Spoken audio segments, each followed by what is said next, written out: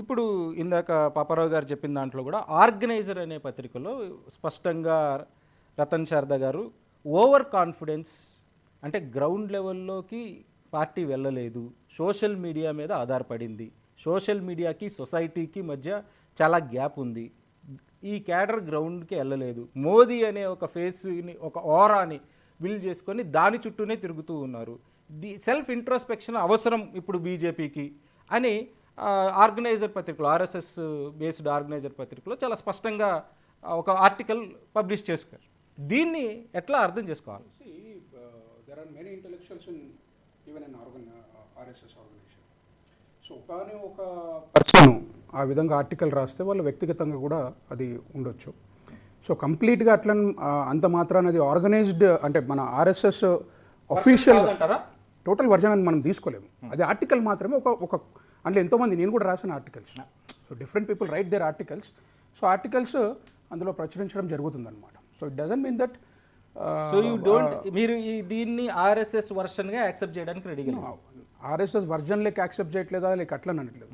ఆర్ఎస్ఎస్లో ఏ స్థాయి వ్యక్తి రాశారు, అది వ్యక్తిగతంగా రాశారా లేకపోతే ఆర్ఎస్ఎస్ భావజాలమా లేకపోతే ఆర్ఎస్ఎస్ యొక్క ప్రతినిధి లెక్క రాసిన అనేది important. There is a difference. ఇప్పుడు నేను ఒక కమెంట్ చేశాను అనుకో ఒక వ్యక్తి పైన, అది నా పార్టీ కమెంట్ అయ్యి ఉండాలని గ్యారంటీ లేదు.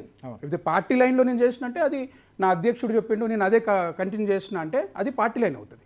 అధ్యక్షుడు ఒకటి చెప్పడము లేకుంటే నేను వ్యక్తిగతంగా చెప్పడం అనేది డిఫరెంట్గా ఉంటుంది. బట్ స్టిల్ ఓకే, ఆర్ఎస్ఎస్ పత్రికలు వచ్చింది కాబట్టి దానికి కొద్దిగా వ్యాలిడిటీ అనేది ఉంటుంది. దాన్ని నేను అది చేయను.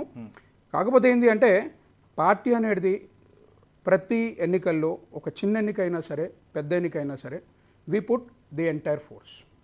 ఖచ్చితంగా చిన్న నాయకుల నుంచి పెద్ద నాయకుడి వరకు, ఒక జననాయకుడి నుంచి ఒక కామన్ కార్యకర్త వరకు అందరూ కూడా కార్యకర్తల దగ్గరకు వెళ్ళడము, కార్యకర్తలు కలుసుకొని నాయకులు కార్యకర్తలు కలుసుకొని ప్రజల వరకు వెళ్ళడము, ఇంటింటికి వెళ్ళడము, గడప గడపకు వెళ్ళడం అనేది డెఫినెట్గా ఇక్కడ జరిగింది.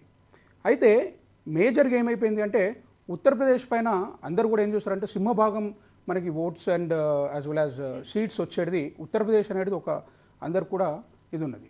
గతంలో చరిత్ర కూడా చూసుకున్నాము. Uttar Pradesh has given many PMs to the nation. So Uttar Pradesh అనేది ఏంటి అనేది అందరి ఏమంటారు ఫోకస్ అనేది దానిపైన ఉంటుంది. ఈ ఫోకస్ ఉన్నప్పుడు ఏమైపోతుంది అంటే అక్కడ కొన్ని సీట్లు తగ్గేసరికి ఒక నరేటివ్ బిల్డ్ అయ్యే అవకాశాలు ఉంటుంది. సో డెఫినెట్గా that has happened in the case of Bharatiya Janata party for this election. But నేనేమంటున్నా అంటే Uttar Pradesh is not alone a state by which a government can be formed. Uttar Pradesh is one of the states from India, but Uttar Pradesh alone cannot decide ఎవరు government form చేస్తారు ఎవరు చేయరు అనేది. ఇప్పుడు ఉదాహరణ తీసుకుందాం. ఓకే, మాకు ఉత్తరప్రదేశ్లో ఒకవేళ సీట్లు తగ్గి ఇన్ కేస్ రాజస్థాన్లో అదేవిధంగా ఇంకొన్ని స్టేట్స్లో ఒక 10-20 సీట్లు పెరుగుంటే ఉత్తరప్రదేశ్లో తగ్గిన మ్యాండేట్ అనేది మాకు అంత ఎఫెక్ట్ ఇచ్చేది కాదు డెఫినెట్గా. సో అంటే నేను ఏం ఎస్టాబ్లిష్ చేస్తున్నా అంటే ఉత్తరప్రదేశ్లో తక్కువ వచ్చినాయి కాబట్టి భారతీయ జనతా పార్టీ సెల్ఫ్ రెట్రోస్పెక్షన్ చేసుకోవాలి, లేకపోతే వీళ్ళకి సీట్లు తగ్గిపోయినాయి వీళ్ళకి ఆదరణ తగ్గిపోయింది అనుకుంటే దట్ ఈస్ నాట్ రైట్ అని చెప్పేసి చెప్తున్నాను. గత ఎన్నికల్లో కూడా ఇక్కడ మీరు ఇంకొద్దిగా అంగీకరించాల్సిన వాస్తవం ఏంటంటే నిన్న మోహన్ భగత్ గారు మాట్లాడిన మాటలను కూడా మీరు ఒకసారి క్లియర్గా అనలైజ్ చేస్తే అహంకారం ఉండకూడదు. డెఫినెట్గా ఇప్పుడు నేను కూడా చెప్తున్నాను ఎవరు కూడా అహంకారం ఉండకూడదు. అంటే ఇక్కడ ఆయన చేసిన స్టేట్మెంట్ అనేది general statement. It cannot be pertaining to 1%. అది ఎవరైనా సరే, రాహుల్ గాంధీ అయినా సరే, నరేంద్ర మోదీ గారైనా సరే, నేనైనా లేకపోతే రాజకీయంలో ఎవరికున్నా ఏ వ్యక్తి ఏ స్థాయి వ్యక్తికైనా సరే అహంకారం ఉండకూడదు. Yes, it's a fact. So అది అయినా రిపీట్ చేస్తే yes we will definitely accept. అందులో ఏముందంటే అహంకారం అనేది ఎవరికి కూడా ఉండకూడదు. So I accept that point. కానీ అది ప్రత్యేకించి ఈ వ్యక్తి గురించి అని చెప్పేసి పేరు చెప్తే ఎస్ మేము కూడా స్పందించగలుగుతాం. కానీ ఒక జనరిక్ స్టేట్మెంట్ అది అందరికీ వర్తిస్తుంది. అది అపోజిషన్ కూడా చెప్పినని చెప్పేసి మేము తీసుకోగలం. ఓకే, బట్ అది జనరల్ స్టేట్మెంట్ అయినప్పుడు చేసిన పనిని పదే పదే చెప్పుకునేవాడు సేవకుడు కాదు. అంటే ఇప్పుడు ఒక పాయింట్ చెప్తానండి.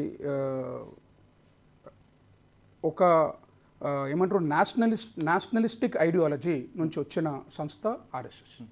భారతీయ జనతా పార్టీ అందులోంచే పుట్టిన సంస్థ. Nationalistic ideology with political ideology ఉంటుంది. So political equations, political ideology and nationalistic ideology కలిసి ఉన్న ఒక సంస్థ BJP. When you talk about RSS, it is nationalistic and ఒక దేశం కోసం అని చేసి ఒక ధర్మం కోసం అని పనిచేసే ఒక ఐడియాలజీ చెప్పాను. మీరు చూడండి కంప్లీట్గా 4.5 years వాళ్ళు కంప్లీట్గా ధర్మం గురించే వాళ్ళు పనిచేస్తారు. They do not interfere into politics. But elections before వాళ్ళకి సరి అనిపించిన పొలిటికల్ పార్టీకి వాళ్ళు వచ్చేసి పనిచేయడం స్టార్ట్ అవుతుంది. వాళ్ళ వ్యూలో భారతీయ జనతా పార్టీ ఒక గుడ్ పొలిటికల్ పార్టీ, మనం కలిసి పనిచేయాలని అన్న ఆలోచనతో ఎప్పుడు కూడా పనిచేయడం జరుగుతుంది. గతంలో ఒకసారి ఒక యాంకర్ కూడా అడిగారు, సరే ఇన్ కేస్ రాహుల్ గాంధీ గారు మీ సపోర్ట్ అడిగితే మీరు ఇస్తారా అని ప్రశ్న వేశారు. సో మోహన్ భాగవత్ గారు చెప్పారు, ఎస్ వాళ్ళని అడగమని చెప్పండి, మేము అనుకున్న స్థాయిలో వాళ్ళు ఉంటే వాళ్ళకు కూడా సపోర్ట్ చేస్తామని చెప్పేసి అన్నారు. So what I mean to say is అదొక ధార్మికమైన సంస్థ. It is not political. Adi BJP. No, let me complete. I'll connect. Yeah, sure. So there is a difference between a political party and ఒక ధార్మికమైన party. So political పార్టీలో ఉన్న తర్వాత it becomes mandate మనం ఏం చేసినాము and అభివృద్ధి ఏం సాధించినాం అనేది ప్రజల వరకు తీసుకుపోవాల్సిన అవసరం మనకుంది. ఇదే ఎగ్జాంపుల్ నేను చెప్తున్నాను. తెలంగాణలో ఎన్నోసార్లు ఎంతోమంది విశ్లేషకులు, అదేవిధంగా ఎంతోమంది పొలిటికల్ అనలిస్టులు కూడా అన్నారు ఏంటి అంటే, తెలంగాణలో భారతీయ జనతా పార్టీ ఎంతో కష్టపడుతుంది, ఎన్నో స్కీములు తీసుకొస్తుంది, కానీ వీళ్ళు చెప్పుకోలేకపోతున్నారు అన్న సందర్భాలు కూడా ఉన్నాయి. సో ఇన్నెవిటబుల్గా ఒక ఎలక్షన్ గెలవడానికి, ప్రజల మనసు తెలుసుకోవడానికి, మేము ఏం చేసినామని వాళ్ళకి చెప్పడానికి, గుర్తు చేయడానికి అనుకోండి ఎలక్షన్ టైంలో, అది it becomes inevitable. So it becomes mandate for any political party. Paparao గారు